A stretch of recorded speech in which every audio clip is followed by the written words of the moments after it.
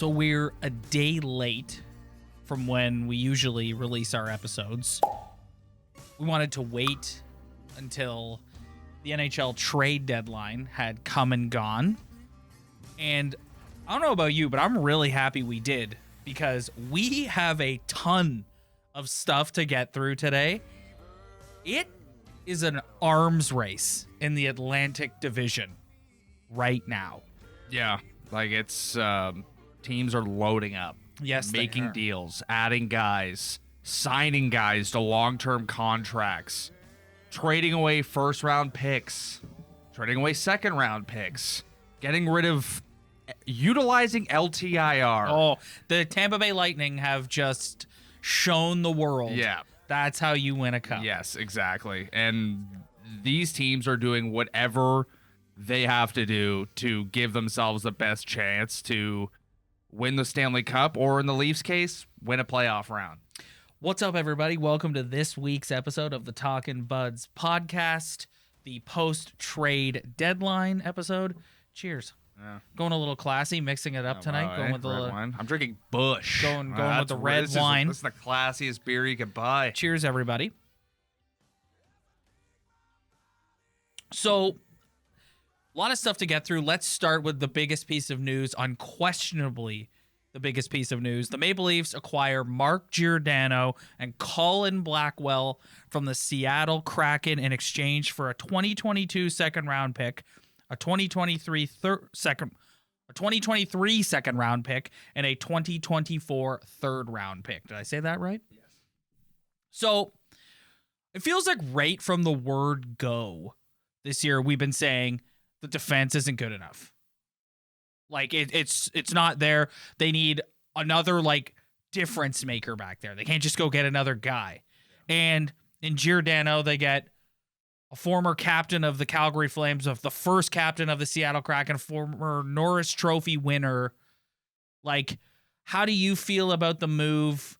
Do you think I know his best days are likely behind him. He's getting a little long in the tooth. And that's what the naysayers are saying. But there's a whole lot of upside to this deal as well, as far as I'm concerned. So you tell me what you think about it. All right, so I have first Leafy thoughts on the trade.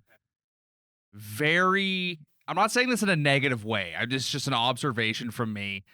Very Leafy to go get a guy past his prime, has been a captain, has won an award. Extremely Leafy. Yes. But at the same time, looking at it rationally, I mean, it makes all the sense in the world for them. Why not bring in a guy who's been a leader, who's been a Norris Trophy? I know he's old, but you look at the core they have right now, and anything Mark Giordano can bring at 38 is better than what they have right now at the bottom of their lineup. Completely agree. He could play on the first pairing. He could play on the second pairing. He could play on the third. It doesn't matter. I mean, people are questioning the minutes they're going to play him. Who cares, man? This guy is playing out his last big deal in the NHL. He's never won a cup. He's also never won a round. So I feel like with what he has to offer, which sounds like a guy who can still make a pass, a guy who can break plays in his own zone, Box people out in front of the net. and a guy who doesn't turn over the puck. Yes. And a guy who's a known leader, he's won the Mark Messier Award, he's won the Norris. I mean, yes, he is long in the tooth, but you look at the whole list of potential free agents, and aside from going and blowing your brains out to get Jacob Chikrin or signing, there was Hampus Lindholm and stuff, but we'll talk about those. Yeah, it's those just, deals a little later. To me, it's why not go out? He's better than what you have, and he could potentially, which is what we've been looking for. The past 3 deadlines, I feel like, have been revolved around bringing in a guy who could potentially make a difference mentally to this team. Can I give my take on that? Can I piggyback on that? Because yes, I hear you, and I hear a lot of people who are saying, "Oh, here they go again, going and getting a veteran who's past his prime." I feel different about picking up Giordano than I did about Foligno, and than I did about Thornton and whoever. And here's why. You brought Thornton and Foligno in because you wanted, like, there wasn't a role for them to fill, right? Like, you brought them in and you're like, okay, these are veteran, experienced guys. We're going to put them in the lineup. We're getting them for the dressing room. We're getting them for all that. Giordano brings all those things, but he's mainly here because you need a top 4 defenseman. So that is why I feel different about this, and that is why I like this deal so much. First of all, giving up 2 seconds and a third is nothing. When you see what some of these other teams, which I said earlier, we'll go through later, paid for, what the Boston Bruins paid for Hampus Lindholm is insanity. So for Dubas to wait out Ronnie Francis and to get Giordano and Colin Blackwell for 3 picks. I also think with a bit of help from Giordano himself being like, wouldn't mind going back to the old hometown. Yes, whatever. Exactly. So where do you see him slotting in? Does he go with Brody right away? Well, they've paired up Riley and Lyubushkin, and then they've had Brody with Hall, and then Muzzin hasn't been back, so they've kind of been flip-flopping that third pair. I don't know, man. I think you keep him and Riley separate, obviously, and I think it's going to be like Sheldon Keefe. I think is going to tinker with this a little bit. I don't think it's going to be They might put him with Brody right away for some familiarity, but I can't predict to see what it's going to look like because of guys like Sandin being injured and stuff like that. Well, that's a whole other wrinkle too. Yeah, you just hit on it. Rasmus Sandin, and like apparently it's like a legit injury. Yeah, like it's like an MCL that could keep him out till the playoffs. So I mean, that's not confirmed, but like you hear that it's like lower body and he's going to be out for that duration of time. You instantly start thinking like, yeah. I mean, the way I would do it if I was Sheldon Keefe is I would evaluate how happy I am with the way Brody and Hall are playing right now. And depending where I am with that, then I would put, if I'm kind of more to the negative side, then I'd put Giordano with Brody and move Hall. But if you're happy with that, then be like, maybe we'll try Giordano with somebody else and see what happens. Because with Sandin being out, because I think Riley and Lyubushkin have played really well together. Yeah. Hall has played pretty well with Brody. Mm-hmm. So if you don't want to break that up and Sandin being hurt now and trading Travis Dermott, which we'll also talk about in a few minutes, you're going to put Mark Giordano with Timothy Liljegren? See, here's the way I look at it. When you're speaking there, my brain's starting to churn a little bit. Are you telling me right now that Justin Hull is a better defenseman than Mark Giordano? At 38? No. I know, but like, no. That's what I think the fear is if you take Hull away from Brody, if you load up your top 2 pairs, that third pair of Hull and Liljegren that scares the hell out of me. I think it's much easier to shelter a third pair than it is a third line. Okay, well, there you go. That's the way I look at it. It's just, I just like, because of what we talked about so far, and like I've just been thinking, it's like Giordano's old. He might not be able to play the same minutes. He's not as fast, but like, you're telling me this dude can't shut down a play in his own zone worse than Justin Hull? Like, no. Screw Justin Hull. Okay. If you want to put TJ Brody with Mark Giordano and you want to see if that could be your potential number 1 or 2 pairing, do it. Yes, do 100%. it. You can shelter. Well, that's what these last like 20 some odd games are for. Is how many analytic guys out there could tell you that Ben Sherratt in the playoffs last year for the Canadians played sheltered minutes and therefore he's overrated. But yet everyone thinks he's great because they went on a run and he threw a couple hits or whatever. That's what you can do to a third pair in this league. Yeah. You can hide him. So time will tell. Just one more thing on Giordano. Yes, he's filling a role first and foremost, and I'm very happy about that. But again, like leadership intangibles, and this team could never have too much of that. Like the psyche going into whoever their first round matchup is going to be like. Although you know what, I don't think they're playing one of 3 in the first round. They're playing Florida, Tampa, or Carolina. They're going to be the underdog in all 3 of those scenarios. I don't necessarily think that's a bad thing. I don't think going into a series and everyone being like, you're going to lose is the worst thing. I think they're an underdog no matter who they play. Like, think of a team. Like, even if they played the Bruins, I think they'd be an underdog. Yeah, but I don't think so. Like, we'll talk about this more as we get closer to it. But if you're telling me to pick a team that I want them to play in the first round right now, I'm picking the Carolina Hurricanes all day. See what? This first segment here, I like that, the whole fill a role thing. Yeah, I do. I That like sounds that. good. No, I like that because he's I'm gonna like steal that okay, for tomorrow. They got Foligno, Yeah. right? And like, what was he? It's like, okay, maybe he can play on the second line, maybe he can play on the third line. But the main reason why they got him is they're like, he's an experienced veteran guy that we can add to our room. That's a tough player to play against in the playoffs. Yeah. Okay, great, but there was no like defined role. Mark Giordano is coming in here because this team does not have enough talent on the back end. And you're putting a former Norris Trophy winner and team captain back there. I like that. So, perfect. Yeah. Let's talk a little bit about Colin Blackwell, because you and I say all the time that we're not going to sit here and pretend to be experts on Colin Blackwell. I'm going to be honest with you, man. I had no idea who Colin Blackwell was. And I'm not saying that to be a smarty, because we were refreshing Twitter nonstop yesterday trying to find out what they gave up, and I follow a bunch of Leaf updates accounts, and some of these dudes, like this one guy, he's on there being like, Blackwell, easily my favorite player on the Kraken, easily can fit in anywhere, Swiss Army knife. It's like the people like, whose hockey opinions I respect and take seriously said that this is a guy who will fit in nicely in a fourth line role, and he's a difficult guy to play against, and he plays hard. And whatever. So cheers, Colin Blackwell. Yeah, we're happy to have you. You know what? If I want to hear a scouting report about a guy, that's pretty on par with what I want to hear for this team. Let's talk about news update number 2. So yesterday, before they made the deal, Peter Mrazek goes on waivers. And we're all sitting there going, okay, is somebody going to claim him? Like, this is clearly, they're putting him on waivers to clear up cap space so they could eventually make the deal that brought Giordano here. They sign Finnish goaltender Harri Sateri.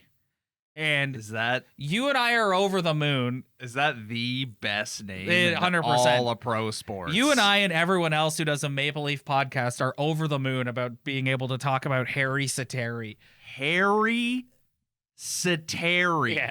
Fantastic.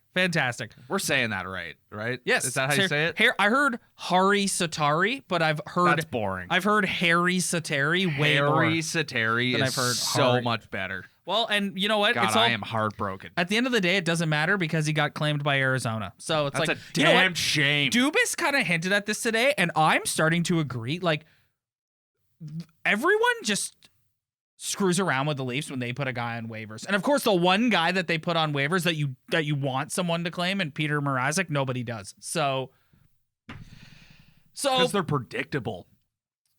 This brings me to the main point.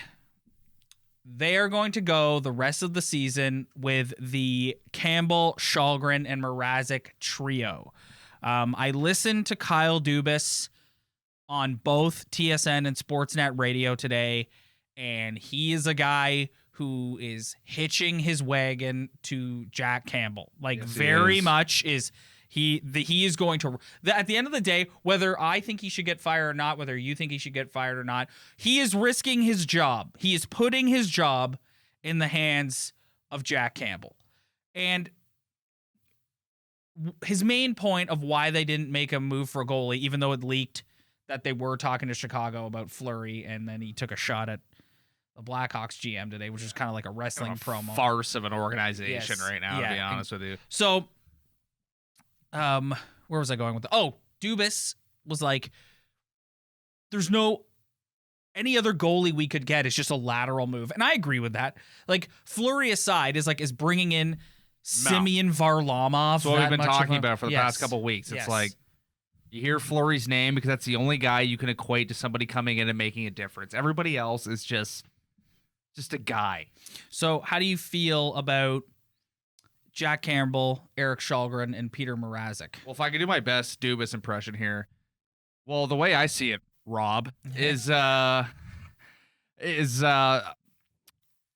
mean, they have no choice. Like, it was just never a choice. It was like, go out and spend something on Fleury, which you look at what the Wild gave up for him, and it wasn't anything crazy, but other than that, it's like you're just picking at guys who you think could work out, and you're basically trying to find an Eric Shalgren if you're going to find a guy on the market. Like, it's just like whatever. Peter Mrazek has been one of the most epic fails of all time, and Jack Campbell, I have a feeling that Jack Campbell is going to come back and be better than what he was. Jack Campbell does not have to be Vezina level Jack Campbell that he was in October. He just needs to not let in crippling back-breaking goals. Just getting beat, yes, too. That is it. That is it. And don't spiral mentally, Jack. I do think watching Källgren over the past couple of games that the Leafs have done a better job of recovering rebounds and getting in quick and making sure there aren't any second chances. But you look at the way Källgren plays net compared to Mrazek, and it's just like, when I watch Eric Källgren play goalie, it's like this guy has been to 1,000 goaltending schools, and it's just playing the way that he was taught. And you look at Peter Mrazek, there he is in the corner, there he is at the red light. Like, what is he doing? And then Campbell, it's like Campbell is a good positional goalie. I never feel weird about him being out of position or anything, but he was just getting flat out beat on like just wrist shots.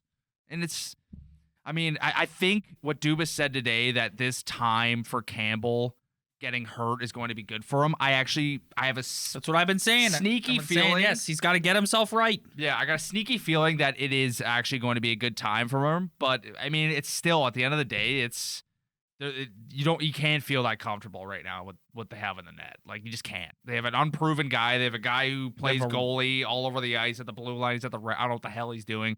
And then you have Campbell, who's just an egg. Yeah, he's an egg. Like, is he going to crack or is he going to whatever? Any doubters any Leaf doubters who are citing the goaltending, I can't argue with you. Like, I honestly can't. Like, it is a risk, and it's like if it doesn't pay off, Kyle Dubas's legacy, if it doesn't pay off and Kyle Dubas gets fired, his legacy will be he overpaid. Yeah. Four guys. Yeah. And, well, excluding Austin Matthews and Mitch Marner, too, at this point. Like, my God. And he never properly addressed the goaltending. Because even when they had Freddie Anderson, they had a bunch of stiffs backing him up after they let McElhinney go. And even though it's not his fault, and we all would have done it, he also signed one of the worst contracts in hockey, and John Tavares. Yeah. I mean, yeah. I was thinking about it today, listening to Dubas talk, and like, it's so, the way I look at it, there's so many cases for him to get fired, and there's so many cases for him to stay. It's like, he hasn't done a horrible job. He's made good moves. He's made bad moves. I believe he's a smart guy. He's done a good job of, like, Nick Ritchie was a misstep, and then he turned Nick Ritchie into Ilya Lyubushkin. So he's done a good job, too, of cleaning up some of his misses. And this is me personally. I know there's a million people out there who wouldn't agree with me, but I want Kyle Dubas fired if they lose in the first round and he goes into next season with the same core group of guys. I don't think he can. I think, like, there's one guy that needs to be traded. We all know who he is. I personally can't stand him. I think he's done with this hockey team. I don't care if he has 11 points in 11 games or 100 points in 10 games.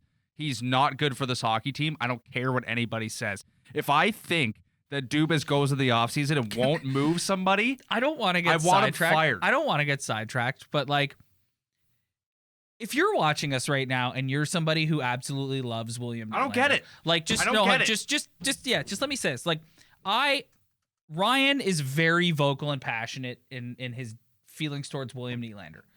I less so, and I've been very vocal of, like, I accept him for what he is. However, if it does get to a point where you need to sort of rearrange the DNA of this team, his contract will be the easiest to move.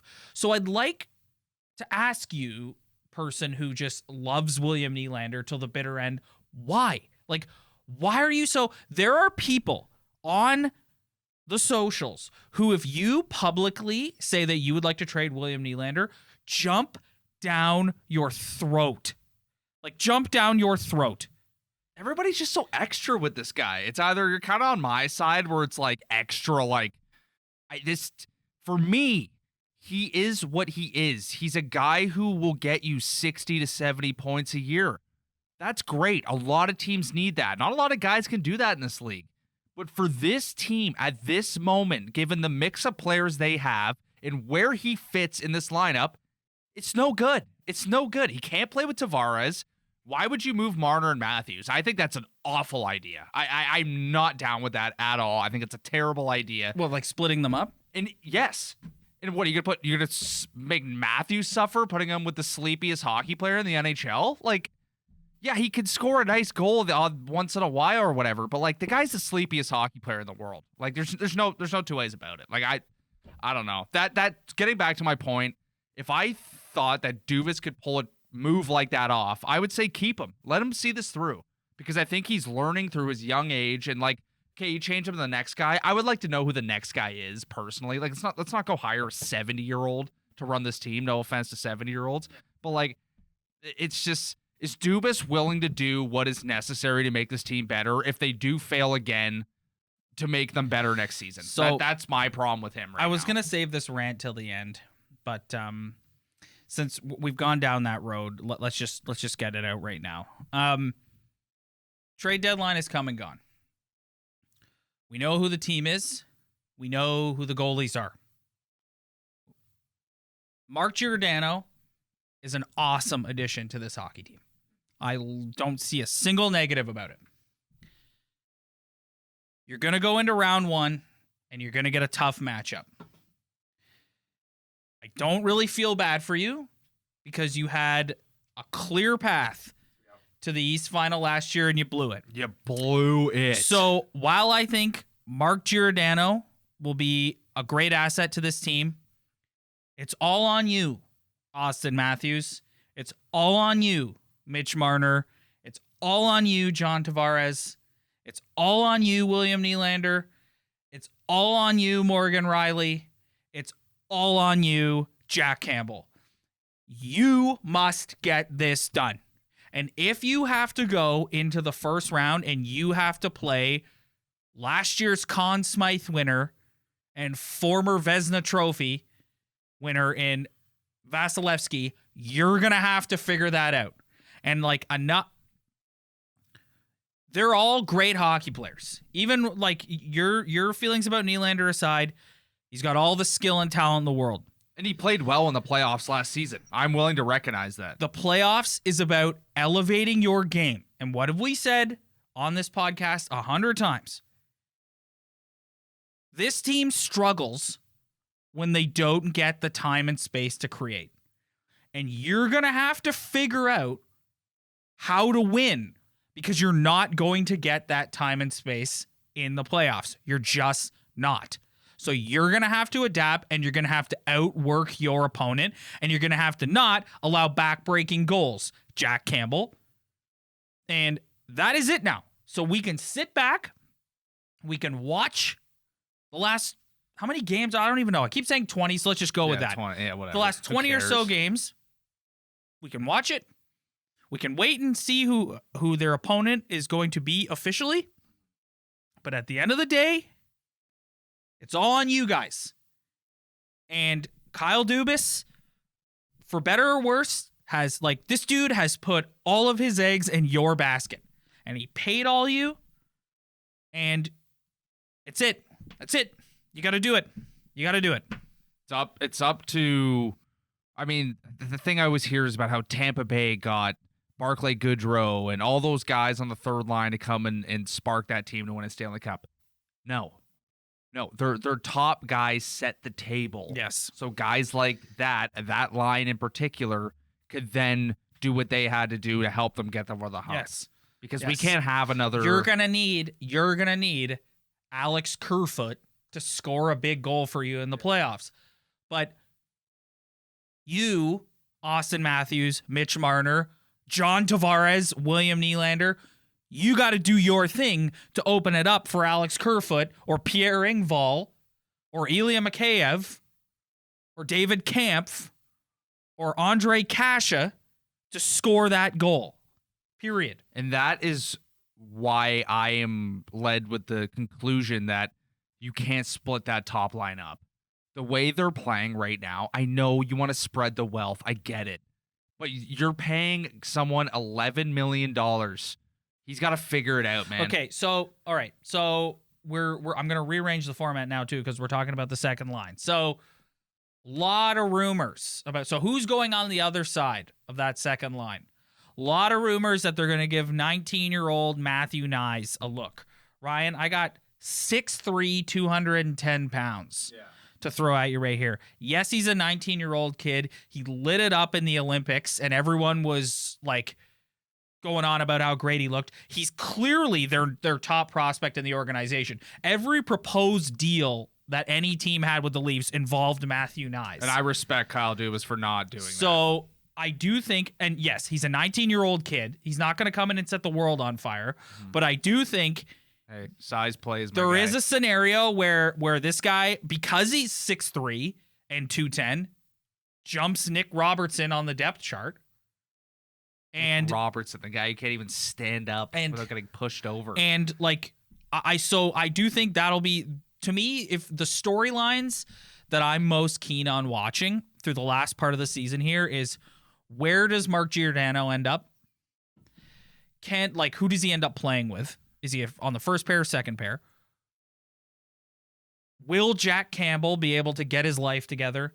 Oh, that's number one. That is number one. And what is Matthew Knies going to look like when they give him a look in a couple games at the end of the season? Very Leafy. Yes, it is. Guy past his prime. Yep. Too much pressure on a kid and a shitty goalie. I'm not going to pretend obviously through the Olympics you heard his name. I've heard him through just being in the Leafs system, but he's that big. That's great. Doesn't matter how old he is. He doesn't matter in hockey. That doesn't matter. It's not. This is baseball. Even baseball is turning into younger. But if that guy can turn, if he play. I've never seen him play before, or for a full game in his whole thing. If he can play like that size, then I don't care how old he is. Bring him in. Yep. If he is, dudes are excited about this guy. And what Leaf prospect have you been excited about that wasn't like Matthews? Mm-hmm. Well, again, and so that's why, to your point, I respect Dubas for not trading him. Yeah, no, honestly, why trade your top guy that everyone kind of sees well, this guy could be a thing because he's a big dude or whatever. It's tough to bring in a guy and have expectation on him, but I mean, you see it in the playoffs all the time. Like Cole Caulfield last year for Montreal, Suzuki, Robertson in the bubble. Yeah, Robertson looked good in the bubble. It does. Once playoffs start, all that stuff's out the window, man. Yeah. The 82 grind of going on the road and back to back, that's gone. Yep. It's at that that's point, what I'm saying. Give the kid a look. It's as pure as possible at that point. Give the kid a look, 100%.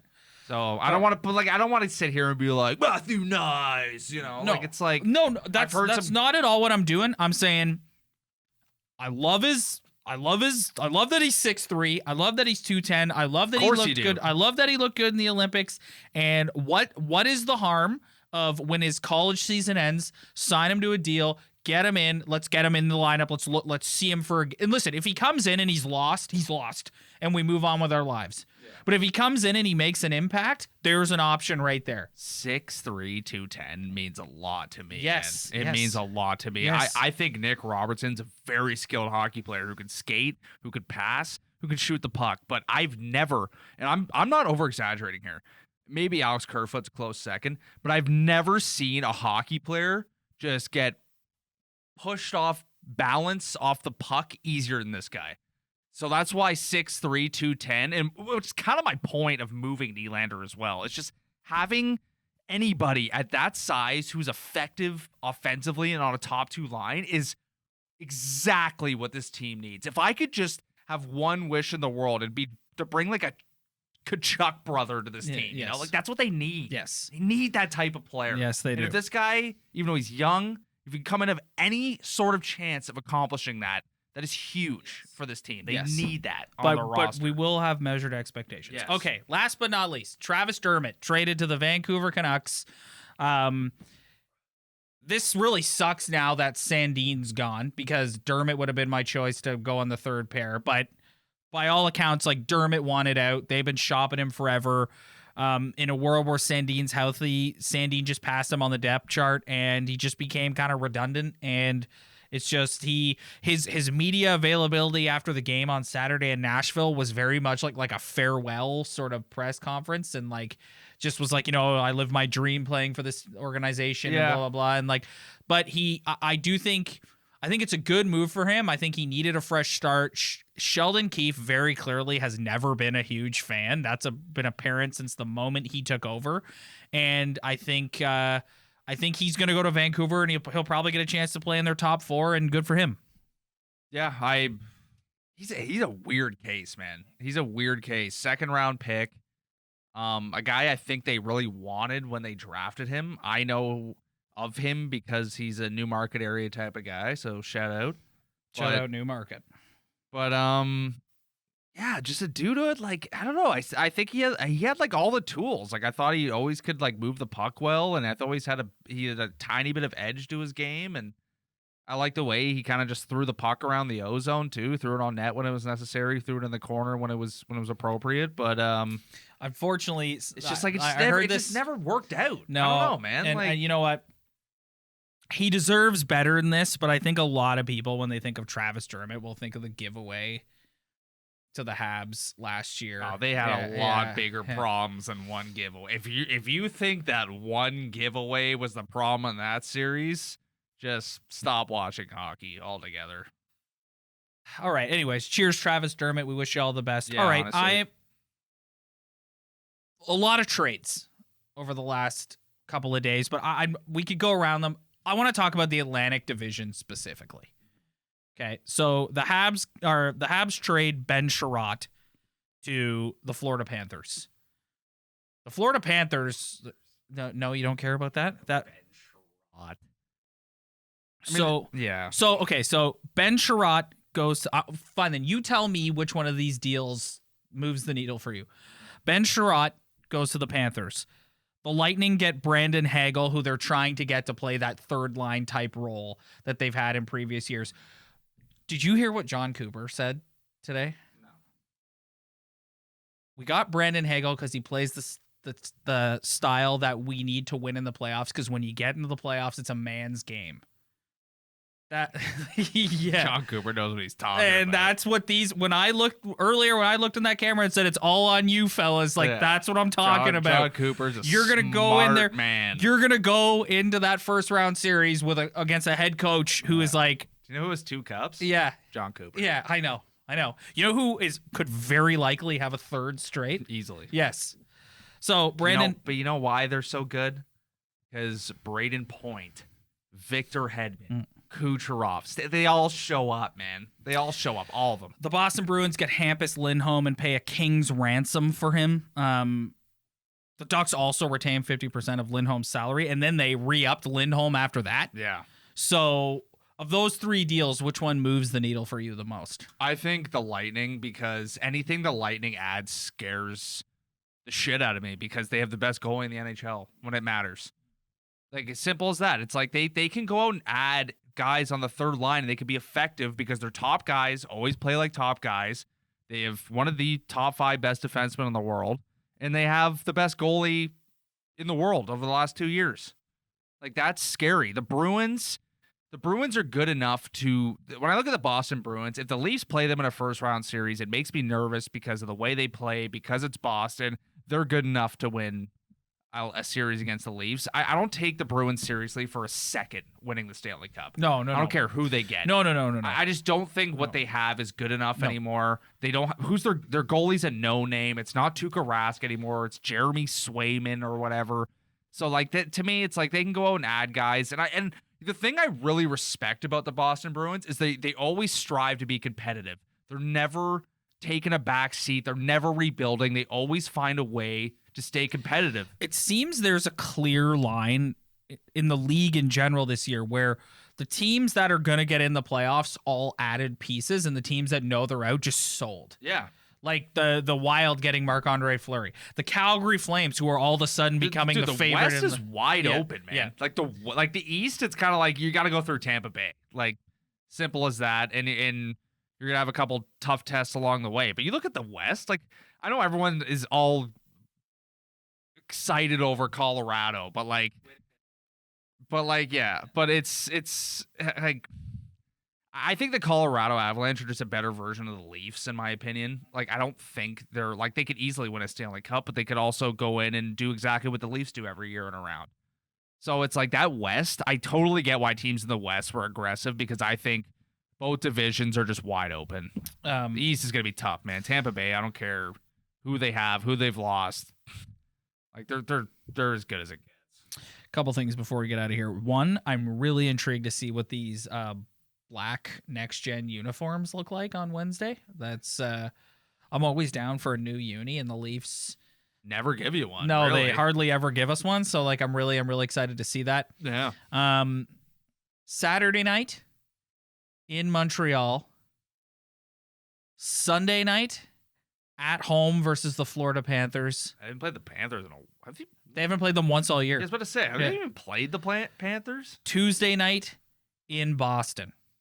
We got Saturday, Sunday. 3 games in 4 nights. And 2 of those. And none of those are easy. Yeah, I don't care about what place that team is in on Saturday. That's not an easy game for this team. So, no way. Like Gio will be in the lineup, dude. so we're gonna take a look and like. So who's back? It's gonna be Mrazek. Mrazek's gonna get the start in one of those games. Oh. So you better. Oh my god. So which? so you got. Which one? So this is actually a tough question because it's like, man. Do you put? It doesn't matter because Eric Shalgren has played very well, but like. I don't want to get too leafy and be like, oh, well, obviously we're going to start Shalgren in the better game. Like, this is like 3 games, man. I know. Like, but you risk getting shelled with Peter Mrazek in the net. Dude, they got shelled against the Habs the last time they played them. Yeah. Like, it's not a good situation, any of those games. Like, those are 3 teams that are potentially, you can go 0-3. All divisional opponents. Easily. I don't care where the Montreal Canadiens are in the standings. Mm-hmm. They play the Leafs. They're the Oilers in the 80s. The Islanders during the dynasty years. Like, I don't even know who they are. Gretzky's on the ice with Curry skating they're around. The 90s Red Wings. Yeah, literally. Yeah. They're the Devils playing the trap. They can't get a shot on net. Like, it's unbelievable. They can just morph into any legendary hockey team every time they see those blue sweaters. Well, time will tell. It's going to be a fun ride for the last month or so of the season, and then we're heading straight to game 1. I think when game 1 starts, I'm probably going to throw up. Okay, well there you have it. So we'll probably going to have to go countdown. Yeah, I'm probably going to have to go to the bathroom right before puck drop and throw up. We'll start the countdown until Ryan throws up in game 1 of the playoffs. Thanks everyone so much for checking us out this week. If you like what you see, hit that like and subscribe button below. Spread the word. Tell your friends. We really appreciate it. As always, if you're listening to the audio version of the show, hit that follow button, leave us a little review. Every little bit helps, and we really, really appreciate it. Cheers, guys. We'll see you next week.